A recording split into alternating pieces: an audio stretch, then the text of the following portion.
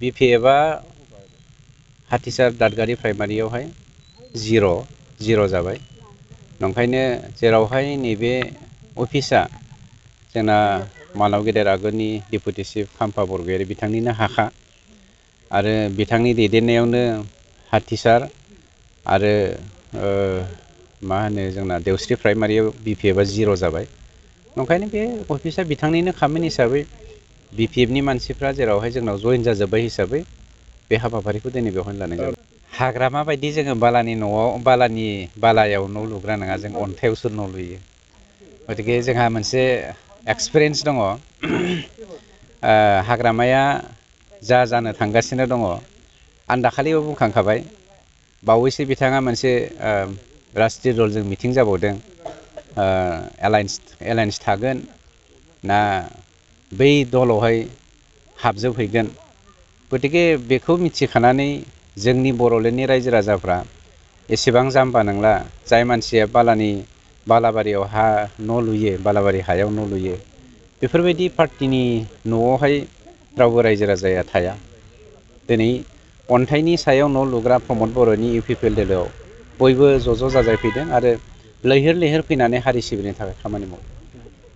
थाखो 5 आरो मेट्रिक आनजाद उथ्रिसार जागोन फरायसाफोरनि थाखाय गोजोनथाव रादाब। गोनांथि आरो मोजां खाबुफोरखौ लानानै गुन गोनां सोलोंथाइ होनो नोंथांमोनखौ नेनानै दङ बड'लेण्ड स्टार एकाडेमि क'क्राझारआ। 2024 इं मायथाइयाव क'क्राझार थिथागुरि समबाय मावख'नि साखाथियाव गोदानै गायसनजानाय बड'लेण्ड स्टार एकाडेमि क'क्राझाराव 2025-2026 सोलोंथाइ बोसोरनि गोदानै मुं थिसननाया सोलिगासिनो दङ। बड'लेण्ड स्टार एकाडेमियाव 6 थाखोनिफ्राय 9 थाखोसिमनि फरायसाफोरा बर' बिजोङाव आरो 11 थाखोनिफ्राय 12 थाखोसिमनि फरायसाफोरा बर' बिजों आरो इंराजि बिजोङाव मुं थिसननो हागोन। बेनि थाखाय आर'ज बिलाइ आरो पान्डुलिपि बिलाइगासिनो दङ। 11 थाखोनिफ्राय 12 थाखोसिमनि फरायसाफोरनि थाखाय आखा-फाखा आरो रोंगौथि गोनां फोरोंगिरिफोरखौ लानानै साइन्स, कमार्स एन्ड आर्टस मोनथाम स्ट्रिमनि सायाव फरायसाफोरखौ गुन गोनां सोलोंथाइ होनानै बायदि बिथिंजों सोरगिदिं जौगाखांनाय लाबोनो साखाफारा क'क्राझारनि थिथागुरियाव थानाय बड'लेण्ड स्टार एकाडेमिया।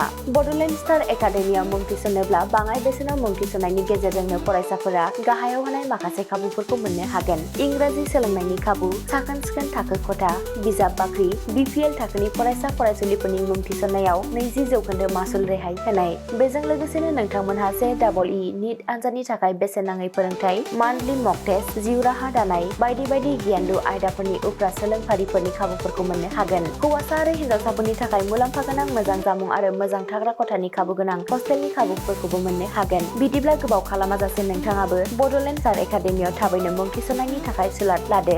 आबुङै मिथिनो थाखाय जानबुं अनजिमा 6000349997 एबा 7638008149 एबा 6003494371 आव फोनांजाब खालामदो।